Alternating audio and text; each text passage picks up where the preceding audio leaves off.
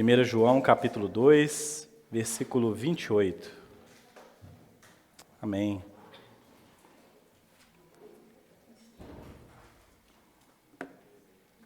Nós estamos retomando aqui para a carta de João. Nós estamos nessa série tão boa, né? Falamos sobre muitos assuntos aqui,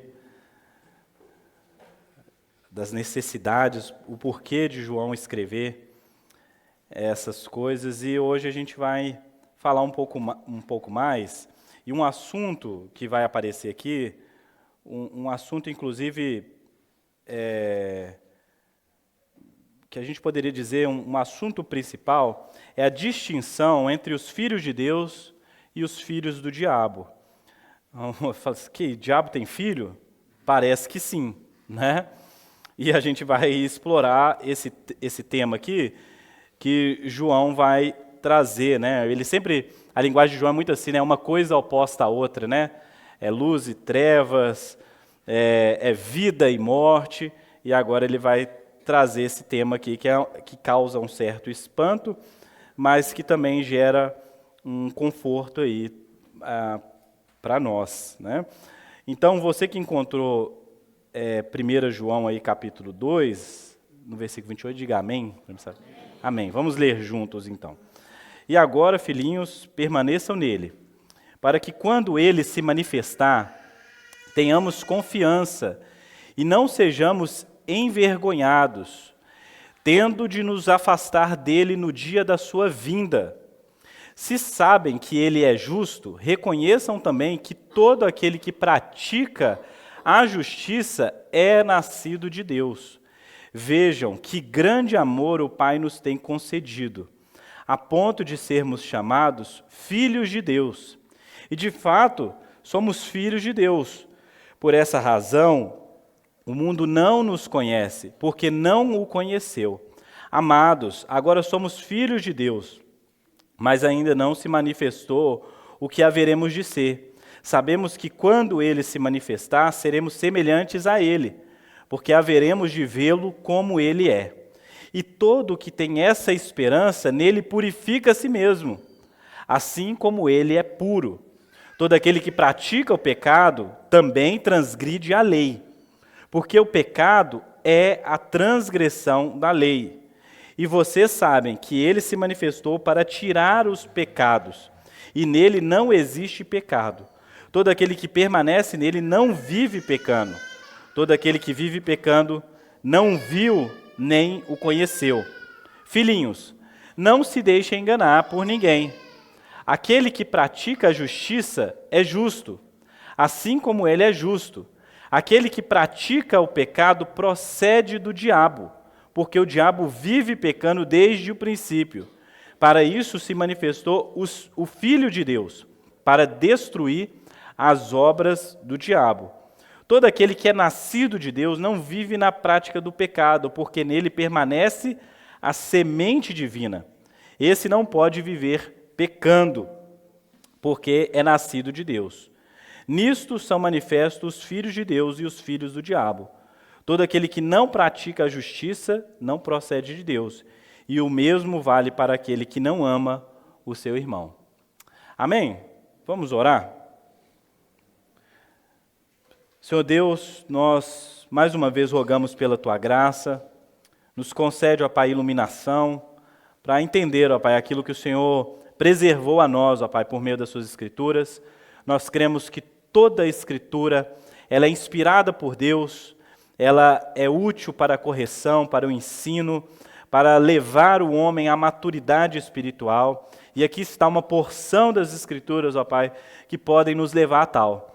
O Senhor nos capacite a compreender, abra o nosso coração, vença, ó Pai, as barreiras, vença, ó Pai, aquilo que nós ainda resistimos contra a palavra do Senhor, para que nós possamos sair daqui dessa manhã transformados por essa palavra, amando ainda mais o Senhor e mais convictos da Tua obra em nós, em nome de Jesus.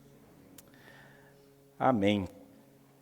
Irmãos, nós sabemos que João está escrevendo aqui a essa igreja, a esses irmãos,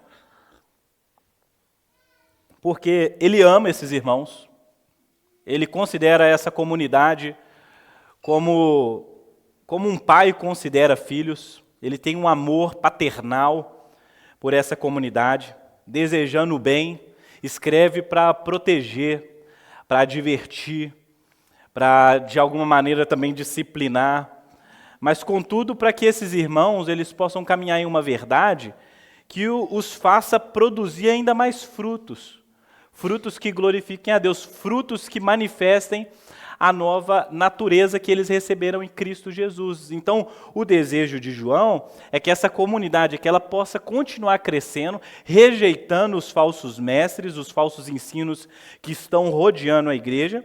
Por isso que ele já falou, por exemplo, do caráter daquela pessoa que está alicerçada na verdade, que é o verdadeiro Filho de Deus, aquele que anda na luz, e o caráter daquelas pessoas que andam na mentira, que inclusive são consideradas anticristos, eles são contra Cristo, o projeto deles vai contra o Evangelho e vai contra o próprio Cristo.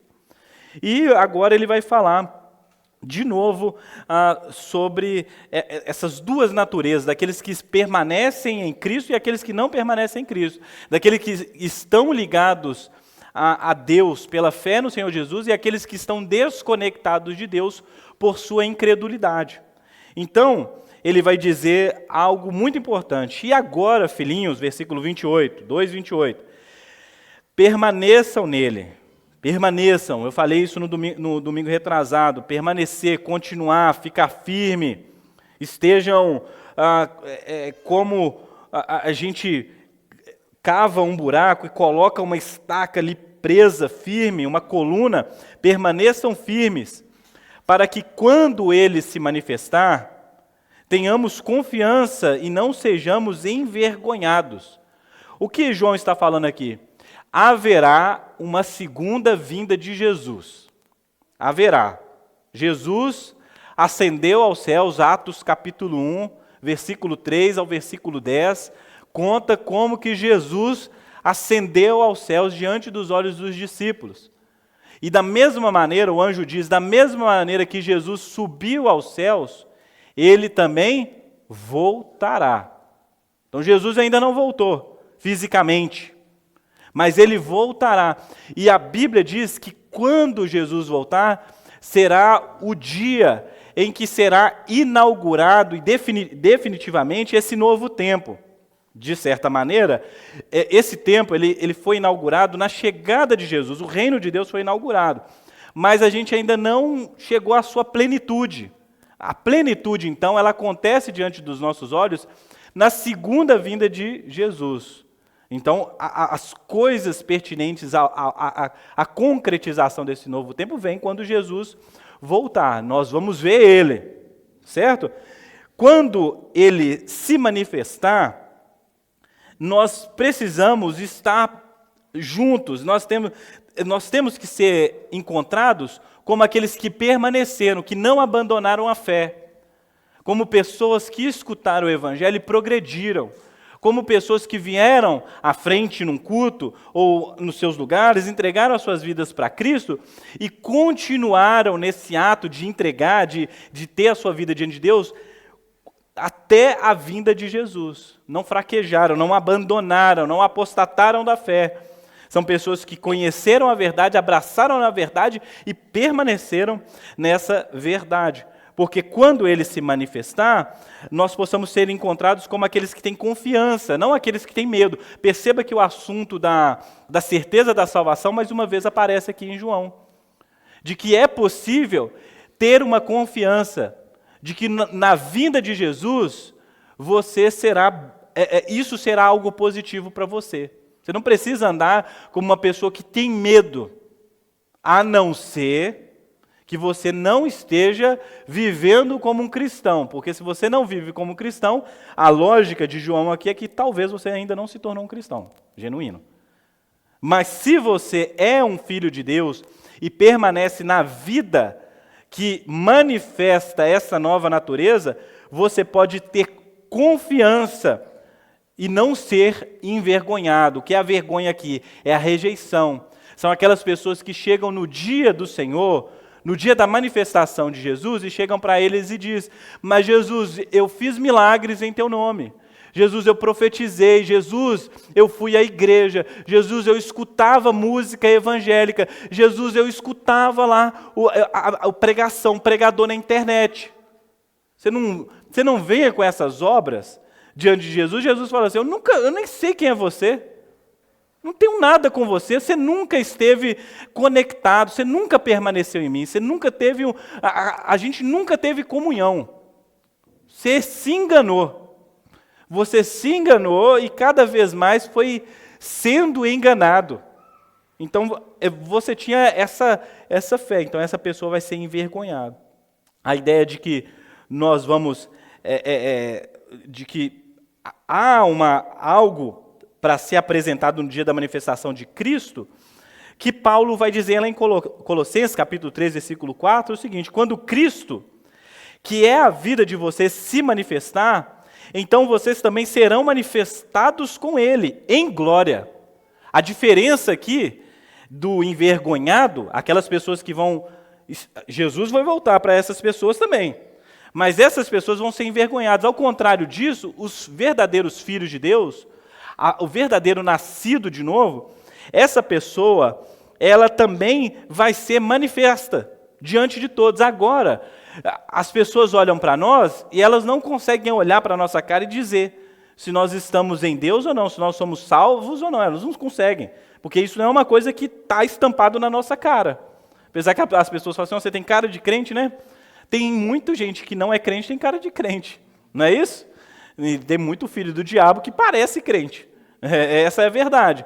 Mas existe uma hora, no tempo da redenção, que quando Jesus vier, os filhos de Deus, eles também serão apresentados. E aí a gente vai saber quem é crente e quem não é. É um único momento. É por isso que a gente deve evitar julgamentos definitivos, apesar de ter uma tarefa dada por Jesus, que é julgar os frutos. E aí a gente vai falar um pouco sobre isso aqui. Mas em vez da vergonha, nós vamos encontrar o que? A confiança e a alegria. E nós receberemos também um corpo glorificado. A ideia de glória aqui é a ideia de como Jesus recebeu um novo corpo. Para essa nova vida, nós também seremos glorificados. Inclusive, o evangelho que não aponta para uma vida eterna e uma vida concreta, é um evangelho vazio, né? Porque o Cristo que é glorificado é também o Deus que promete redenção, ou seja, glorificação de todas as coisas, seres humanos e coisas criadas. As obras de Deus, elas também serão redimidas. Então, a gente não consegue imaginar isso, porque a gente vai desconectando da história bíblica e a gente não consegue imaginar um novo mundo.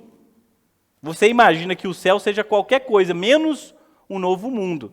Mas quando você vai ler Apocalipse capítulo 21 e 22, que vai falar de novos céus e terra, você entra em choque, porque a gente é preparado a nossa vida toda a morar no céu, e não a morar numa nova terra. Entendeu? Então você fica em choque, porque você fala assim: o que eu vou fazer nessa nova terra? Né? Não tem coisa para fazer. A ideia de que você seria um fantasma flutuando, assombrando o céu, é mais convidativa do que você falar assim: o que tem de novo nesse novo mundo? Tem tudo. Tem Cristo glorificado, você glorificado e redimido, e uma natureza redimida também. Né? Então, uma pequena digressão. Ontem, vocês sabem, algumas pessoas, eu fui fazer minha trilhinha lá, eu gosto demais. Aí o João e o Will, que começamos a pensar o que seria a criação sem ela ser afetada pelo pecado.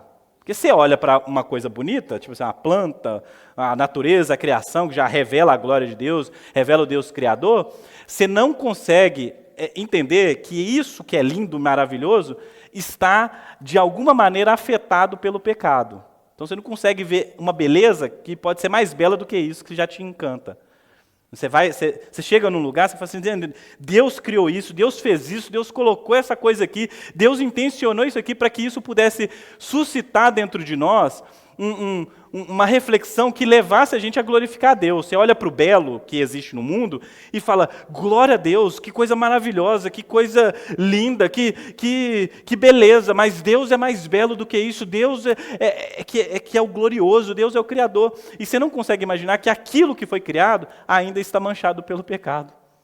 E que haverá um tempo, e que depois, como diz o apóstolo Paulo, que a natureza, ela clama, né, que ela, em gemidos pela manifestação dos filhos de Deus.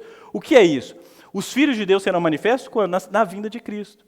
E quando os filhos de Deus forem manifestos, ou seja, glorificados, o próximo é a criação. Por isso que a criação tem uma expectativa tão grande na volta de Cristo.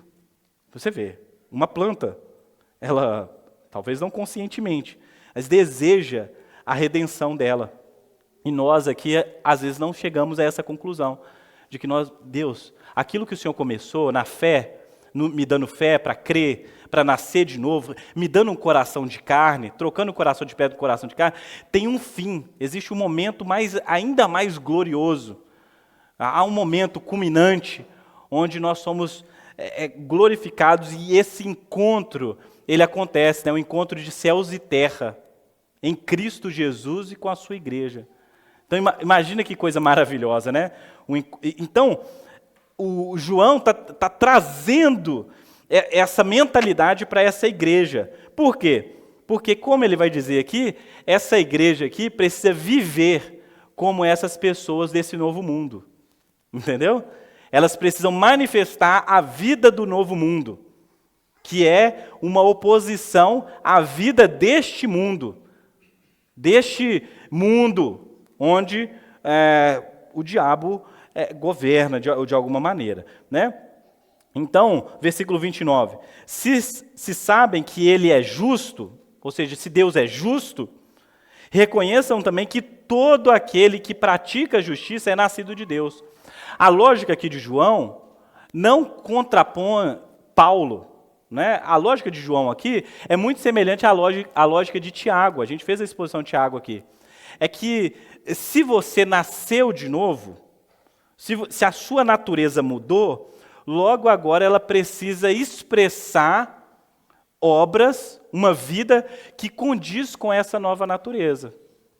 Então, é de se esperar isso, que uma boa árvore produza bons frutos. Você era uma árvore ruim, uma árvore seca, uma árvore podre, uma árvore manchada, uma árvore lá com aqueles... Eu lembro quando eu assistia lá o Globo Rural lá, que tinha aqueles fungos na árvore lá, ninguém tirava aquilo daí por nada. Você lembra disso? Ninguém lembra, né? Só eu que sou velho aqui nessa igreja aqui. Mas olha só, você lembra que tinha lá as árvores lá, que tinha o fungo lá, que tinha a doença lá, a praga, e perdia toda. Mas olha, toda a plantação, mas a gente era assim antes de Cristo. E a gente foi salvo de uma maneira milagrosa. A nossa natureza, alguma coisa dentro de nós mudou de maneira tão expressiva, de que agora se espera, o próprio Deus espera isso de nós, que nós possamos produzir frutos segundo a nossa espécie, segundo essa nova natureza.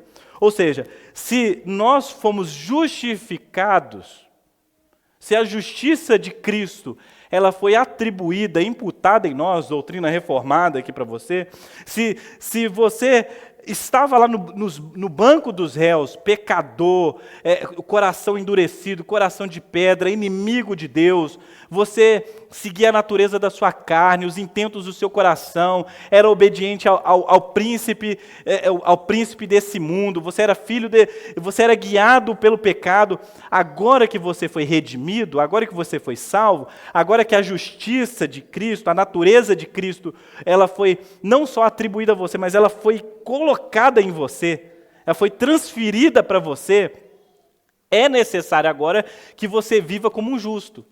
E viver como uma pessoa justa, viver em prática de justiça, você fala assim, mas como que é isso? Quem é o homem que pode viver em justiça? A gente deveria, antes de olhar para Paulo, para João e para Pedro, olhar para Jesus, que era o justo entre nós. Como Jesus vivia? Como Jesus adorava a Deus? Como ele proclamava o Evangelho? Como ele vivia a vida diante de Deus? Esse é um homem justo, que era um homem de carne e osso, que era um homem sujeito às coisas desse mundo, a um homem mau, vivendo uma região ali, limitado pela geografia do lugar, mas vivendo de maneira que ele glorificava o Pai em todas as coisas. Então a gente deveria olhar para a vida de Jesus e ser inspirados a viver como ele. Mas olha só, essa imitação, ela não é simplesmente na força do nosso próprio braço. E João nem tenciona isso aqui, nem Tiago lá. A ideia é o seguinte, que você era incapaz de viver como Jesus, ou de viver essa vida de um justo. Mas por causa daquilo que Deus fez por você e em você, agora você está capaz. Uma coisa aí foi mudada. Inclusive, nós vamos entrar nesse ponto da lei aqui, que era o seguinte, o João ele vai descrever que viver em pecado é andar transgredindo a lei, quebrando a lei. Né? Então, nós cristãos, a gente não é antinomista, anti-lei. Né? A gente não rejeita a lei de Deus, pelo contrário, a gente entende que a lei de Deus está tanto no Antigo quanto no Novo Testamento. A ideia é que a gente, o que muda não é a lei, o que muda é o homem. É que nós agora temos um coração capaz de obedecer à lei. E é isso que muda. É que a coisa que estava estragada no ser humano foi consertada por Jesus, que é o coração, a sua capacidade. Tanto que a lei agora não é mais uma lei na pedra, mas é uma lei gravada no nosso coração. Então, aquilo que o homem era resistente, por que o homem pecava, ele transgredia a lei? Porque ele era resistente a uma coisa que estava externa a ele e uma coisa que não estava dentro dele. Mas agora o nosso coração, ele almeja por essa lei, deve almejar por essa lei, porque a palavra de Deus é espírito e vida, é vida para nós, é guardar a palavra no coração para não pecar contra ti, é isso que diz as Escrituras. Então veja bem que agora o viver diante de Deus, não transgredir a lei, é a vida justa, certo? Então versículo 3, versículo 1 diz assim, vejam, que grande amor. Ninguém vê isso como amor, né? Vejam que grande amor o Pai tem nos concedido, a ponto de ser chamados filhos de Deus. Então a pessoa diz assim, por exemplo, né? Ela vai lá e pisa no rabo do gato, né? Aí chega uma outra pessoa e fala assim, coitado, não faz isso não, ele também é filho de Deus, né? O cachorro, o gato, não é filho de Deus. O ser humano, todo ser humano é filho de Deus? Não. Todo ser humano não é considerado filho de Deus, a não ser que ele passe pela... O ser humano é criação de Deus. O ser humano, sim, é criação. A não ser que o ser humano passe pela experiência da conversão, do novo nascimento, ele não é filho de Deus. Mas se um ser humano passou pelo novo nascimento, você não só pode confiar nisso, mas você pode se gloriar em Cristo Jesus e bem dizer o resto da sua vida de que, graças a Deus, obrigado Deus, que tamanha misericórdia, de ser considerado, olha o amor de Deus por você, meu irmão. Não pense agora em quem está fora, não, pense em você aqui agora. Não é egoísmo, é você pensar agora na obra de Deus na sua vida. Pense no amor de Deus pela sua vida, a ponto de te perdoar, a ponto de limpar você, de purificar você dos seus pecados, como nós já lemos aqui em João, mas se não fosse suficiente Deus nos absolver dos nossos pecados, se não fosse suficiente Deus falar assim, ó, ok, a sua transgressão moral contra a lei de Deus, contra a lei eterna de Deus, ela não vai ser punida.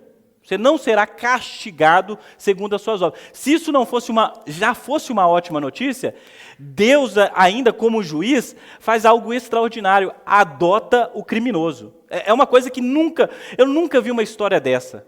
Nunca.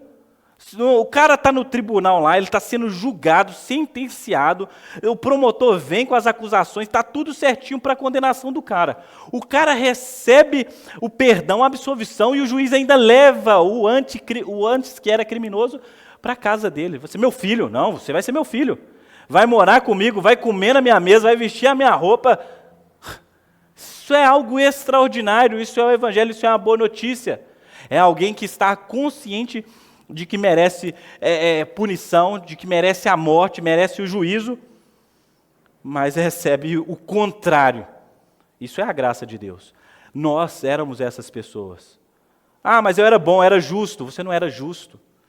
Todas as obras que são feitas sem fé em Cristo Jesus são consideradas pecados. Todas as obras que são feitas longe da comunhão de Deus são obras que Deus não se agrada, são obras da carne, Paulo vai dizer isso. Mas as obras do Espírito são obras de quem nasceu de novo. E agora Deus se agrada nas nossas obras, não pela qualidade ou perfeição das obras, entendeu? Mas porque Ele se agrada em nós que somos os seus filhos, entendeu? É uma coisa muito tranquila de você entender. Poderia chegar uma criança aqui, superdotada, eu penso como pai, uma criança superdotada, e ela fez um quadro, uma obra de arte, uma coisa que talvez você olhasse e falasse, rapaz, isso dá para vender caro. Tem um valor. E eu vou vender isso aqui, eu vou receber e vender. Ou eu vou guardar isso aqui porque expressa todo o meu ponto de vista artístico, me dá um conforto. Poderia pensar assim. E outra coisa é o meu filho chegando com um desenho e falando assim, eu desenhei você. Um palitinho, uma cabeça oval, mas é o meu filho. Eu me agrado nas obras do meu filho simplesmente por ele ser meu filho. Por a gente dividir essa natureza e por haver essa relação de pai e filho. Então Deus se agrada das nossas obras, não pela qualidade delas, apesar disso ser uma coisa muito importante. A gente fica falando sobre excelência, ok, é muito importante fazer as coisas bem feitas. Mas, diante de Deus, nós somos um bando de crianças tentando fazer uma boa música, uma boa igreja, entendeu? A gente fala que vamos melhorar aqui nossa música, tudo, tem que melhorar. Vamos melhorar nosso culto, nossa estética, nosso conforto, vamos fazer tudo, televisão, transmissão. Mas diante de Deus nós somos um tanto de criança, porque a gente está tentando fazer algo perfeito para alguém que é infinitamente perfeito, incomparavelmente perfeito, incomparavelmente maior do que a gente. Então, só basta a gente conhecer, entender, falar, ok, toma aqui o meu louvor, a minha adoração. Poderia ser melhor, é verdade, mas é feito na consciência da gratidão, na consciência da limitação, porque enquanto o Filho não se manifestar, nossas obras imperfeitas, nosso caráter imperfeito, percebe isso? Então, há uma graça que nos sustenta nas nossas fraquezas, que preenche as lacunas das nossas imperfeições. E a graça de nós sermos considerados filhos de Deus. Nós somos chamados filhos de Deus. E isso é um fato. E se somos filhos de Deus, de verdade, o mundo não consegue identificar isso de maneira clara e objetiva. O mundo tem dúvidas sobre isso. Não tem problema, o mundo pode ter dúvida a respeito da sua filiação em Deus. Mas você não pode ter dúvida disso. Você não precisa ter dúvida a respeito disso. Você pode confiar na graça de Jesus, você pode confiar no Evangelho, você pode confiar na obra perfeita de Cristo Jesus, o unigênito, o Filho de Deus. Se você confia no Filho de Deus, na obra do Filho de Deus, então descanse nele. Tiago, mas eu não sou um bom filho. Que bom que Jesus é.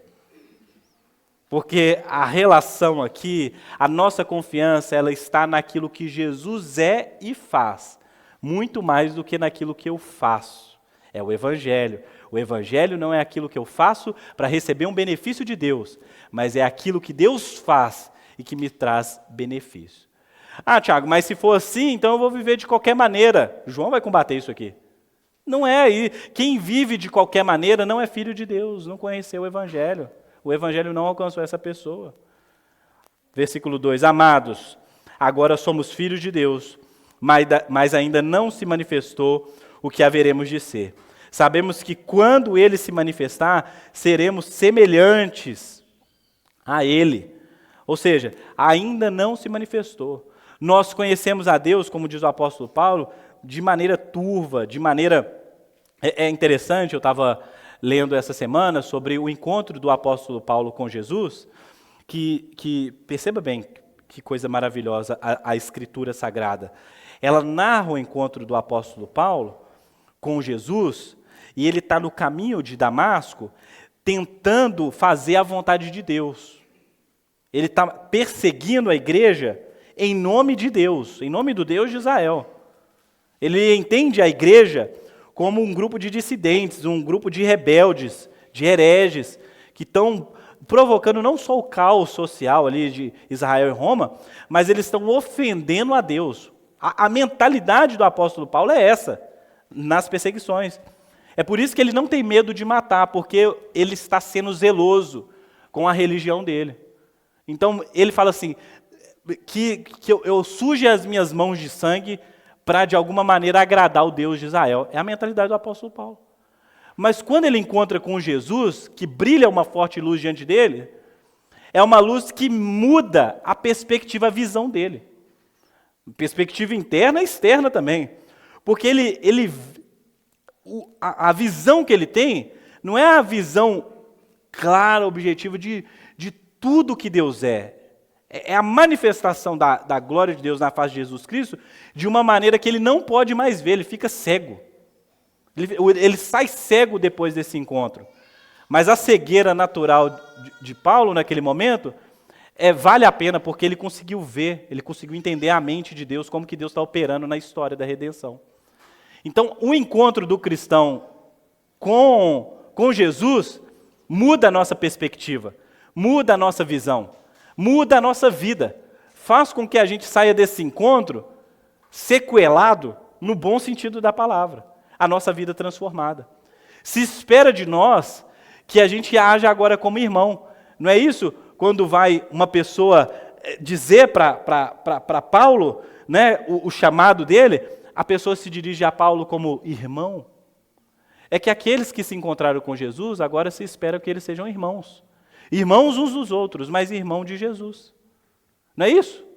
De que Jesus agora é o primogênito entre muitos irmãos, Romanos 8, 28 ao 30. De que Jesus agora é o primeiro entre muitos irmãos. Essa é a ideia, de que agora nós estamos sendo salvos, nós estamos sendo chamados em Cristo Jesus para ser semelhantes a Cristo Jesus, o justo, o verdadeiro Filho. Então, é de se esperar que a nossa obra, a nossa natureza, o nosso caráter, a nossa maneira de falar, nossa maneira de adorar a Deus, de servir a Deus, ser fiel a Deus, seja transformada. Então, versículo 3, e todo o que tem essa esperança nele purifica a si mesmo. Assim como ele é puro, ou seja, a mentalidade, a consciência de que nós somos filhos de Deus, ela vai nos purificando. Ela vai fazendo com que a gente vai abandonando os pecados, a gente vai se lavando na doutrina do Evangelho, na doutrina da graça de Deus. Mas no versículo 4 ele diz, todo aquele que pratica o pecado também transgride a lei, porque o pecado é a transgressão da lei. Definição de pecado aqui. O que é pecado? Pecado é a transgressão da lei. O que é a lei? A lei é a vontade de Deus. Deus tem uma vontade clara e objetiva, e ele vai expressando isso ao longo de todas as Escrituras. Tiago, mas a lei de Deus são 613 mandamentos no Antigo Testamento? A lei de Deus, a gente tem que seguir os 613 mandamentos? Eu não sei se você entendeu a dinâmica inclusive se você quiser, tem aula sobre isso no IBTM, viu gente? Você pode fazer. Mas eu queria só te dizer uma coisa. A dinâmica da Nova Aliança, do Novo Testamento, ela para de contabilizar. Vocês têm que entender isso de uma vez por todas na vida de vocês. Tiago, eu tenho que dar 10%, para de contabilizar. 10%, 613 mandamentos, quantos... Para de fazer conta. Isso é coisa de fariseu, de publicano, de gente legalista que fica assim, deixa eu ver o detalhe, a minúcia, a vírgula. Tudo agora é de Deus. Toda a palavra de Deus é lei para nós.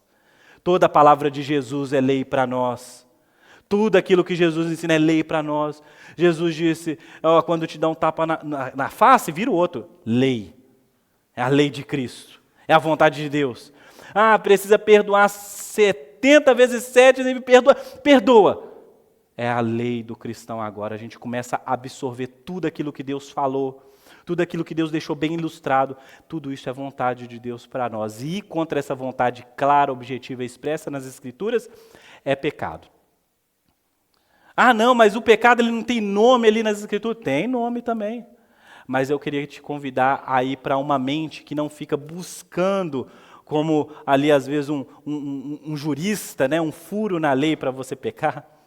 Você falar assim, não, mas ele falou que não pode tomar o vinho, mas pode tomar o outro. Ou pode tomar tudo, ou pode ir comer carne. Para de pegar os pontos assim, tentar fazer uma teologia para si. Abraça o Evangelho, abraça a vida submissa a Deus.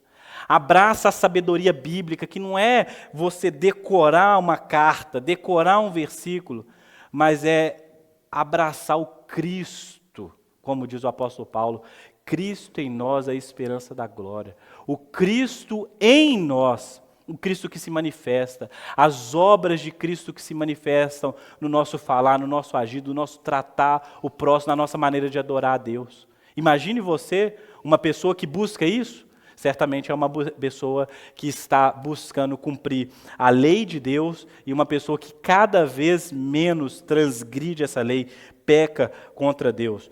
Aqui é óbvio, João vai dizer o que é esse transgredir a lei, que é a pessoa que vive na prática do pecado. Versículo 6 ele continua, todo aquele que permanece nele não vive pecando, todo aquele que vive pecando não viu nem o conheceu. Então há uma diferença, há muitas coisas que são pecados, mas há uma diferença entre viver como filho de Deus e como filho do diabo, entre viver como um justo e um ímpio. Há uma diferença que é a vivência, a continuidade, o andar. Do mesmo jeito que nós somos chamados a andar em práticas de justiça, em boas obras, em fé em Deus, em confiança, em amor, um não cristão, um ímpio, ele anda na prática do pecado. Eu estava conversando com o irmão mais cedo e ele falou que teve um problema de trânsito ali e ele pecou. Mas foi sem querer, eu sei, foi sem querer, eu também. Ontem também, quem estava comigo dentro do carro viu práticas de pecado, eu dirigindo, não é? A Carla está rindo, né? Prática de pecado, e algumas delas foi de propósito, eu confesso. Falei, não, mas não foi, agora não foi. São os retornos errados, né? Quando você começa a se perder, é um caminho sem volta, né? Pequei, é verdade. Mas isso é o que a Bíblia diz, que caracteriza um filho do diabo, o pecado acidental, o pecado isolado. Não, porque como o filho ainda não se manifestou e você ainda não foi manifesto, glorificado, provavelmente você vai pecar de diversas maneiras. Eu estava dando uma aula recentemente sobre isso, e a gente descobriu que você não peca só fazendo as coisas, mas pensando também. E você não peca só pensando ou fazendo, mas em atitudes. Porque você pode fazer uma coisa boa intencionando, não queria não. Entendeu? Mas fez uma coisa boa. E todo mundo te aplaudiu, mas você não queria aquilo dali. Há várias formas de pecar, meus irmãos. Isso é triste, né? Há várias formas de você ser encontrado como uma pessoa que transgrediu a lei. Mas existe uma diferença clara entre pessoas que vivem na prática do pecado e as pessoas que pecam, que ocasionalmente não são pecados intencionados. Olha, hoje 12:30, você se prepara. Apesar que tem crente que faz isso, né? Tem crente que faz isso. A pessoa chega assim e fala assim, hoje eu vou encontrar com aquela pessoa lá, ela vai escutar porque eu vou dizer para ela. Eu vou pecar, mas eu vou falar para ela. Tem gente que faz isso. Não pode, porque isso é pecado. Você foi chamado para amar, para perdoar, para viver uma vida justa, não uma vida ímpia. Você não pode viver como o mundo. Mas aqueles que vivem, aqueles que vêm, escutam o Evangelho, aqueles que sabem a verdade, aqueles que tomam ceia, aqueles que participam da comunhão cristã e vivem como ímpios, essas pessoas elas precisam estar em alerta, porque talvez elas não sejam filhos de Deus. Um filho de Deus nunca tensionaria fazer uma provocação tão grande contra Deus e a sua santidade. Não, eu estou ali e existe uma forma de as pessoas não perceberem que eu sou um pecador, que eu sou mundano mesmo, e ninguém vai saber, então eu não estou ferindo ninguém, eu estou pecando para mim. Eu sou assim, mas ninguém sabe, então eu não estou fazendo mal contra ninguém. Irmão, você não nasceu de novo. Você é um ímpio. Como diz o Jonathan Edwards, você deveria estar agora arrancando os seus cabelos da cabeça. Porque se você morrer hoje, você vai passar uma eternidade de dias no inferno. Então você precisa nascer de novo. Agora, se você nasceu de novo, e você pecou, ou tem pecado em algo, hoje é o dia de você se arrepender. Você não se arrepende só quando você crê em Jesus Cristo, pela primeira vez. A vida do cristão é um progredir entre fé e arrependimento, onde há coisas na nossa vida que nós precisamos abandonar. E se há pecados conscientes, se você descobriu recentemente que uma prática que você vive praticando, ela é contra a lei de Deus, ela é uma transgressão da lei de Deus, abandone isso enquanto é tempo. Porque talvez você ainda conseguiu viver com isso sem que isso te afetasse, sem que isso mexesse com você. Mas a partir do momento que, pelas Escrituras, você toma conhecimento de que algo não é agradável diante de Deus, abandone isso. Abandone isso e manifeste o fruto de justiça, porque é isso que Deus espera de você. Deus espera que os seus filhos cresçam, amadureçam, que seus filhos andem em santidade, que eles sejam purificados pelo Evangelho, pela graça de Deus. Filhinhos, não se deixem enganar por ninguém. Aquele que pratica a justiça é justo, assim como ele é justo. Aquele que pratica o pecado procede do diabo, porque o diabo vive pecando desde o princípio. Se tem alguém nesse mundo que peca desde o princípio sem dor na consciência, é o diabo. O diabo, nesse momento, ele não pensa se existe alguma forma dele sair salvo no fim dos tempos. Ele peca desde o início, ele intenciona contra Deus. Alguém poderia fazer, o diabo teria alguma chance? Não tem chance, porque desde o início ele milita contra os planos de Deus. Ele é contra Deus, ele é o adversário. É isso que a Bíblia diz, o diabo é o adversário, é o inimigo dos cristãos, é o inimigo de Cristo. Foi o inimigo de Cristo naquele deserto, foi o inimigo de Cristo durante o ministério público de Jesus, e ele é o seu inimigo. Fará de tudo para te convencer dos planos dele, fará de tudo para que você viva como ele é, para que você expresse uma natureza pecaminosa, fará de tudo. Por isso, você precisa estar firme, você precisa estar forte, você precisa se alimentar da palavra de Deus, você precisa ter uma vida de oração, você precisa ter uma vida de comunhão, você não pode viver no meio termo, porque se você está no meio termo, você já é dele. Então você precisa ser chacoalhado nessa manhã e dizer, eu não vou viver como um filho do diabo, porque o meu Pai é Deus, viverei como Jesus, meu irmão. Viverei como Jesus, o meu Senhor, e a fraqueza que há em mim será preenchida pelo poder do Espírito Santo, que atua de graça, e em graça, me convencendo da verdade, me convencendo daquilo que é bom, daquilo que é louvável. Naquilo que eu sou fraco, eu serei preenchido pela força de Deus. Na minha incapacidade de ser fiel, nas minhas lutas, quando eu falo, eu não aguento mais, e eu clamo 3 vezes, pedindo a Deus. Mas Deus diz para mim, a minha graça te basta. E essa será a nossa força. Todo aquele que é nascido de Deus, versículo 9, não vive na prática do pecado, porque nele permanece a semente divina. Uma semente divina foi plantada dentro de você. E Deus não abre mão, essa semente ela não vai morrer. Essa semente ela vai germinar, ela vai crescer. Talvez você fale assim, Tiago, dessa igreja aqui, nesse pessoal que está reunido aqui, eu sou o pior. Eu não consigo orar, não consigo ler a Bíblia, eu fico maquinando pecado na minha cabeça, eu estou aqui por um fio. Não importa se um fio te sustenta, Deus vai te sustentar, Ele vai fazer com que você produza frutos segundo a nova natureza, segundo a semente divina, segundo o Evangelho que foi plantado e semeado dentro de você. Jesus vai aparecer na sua vida.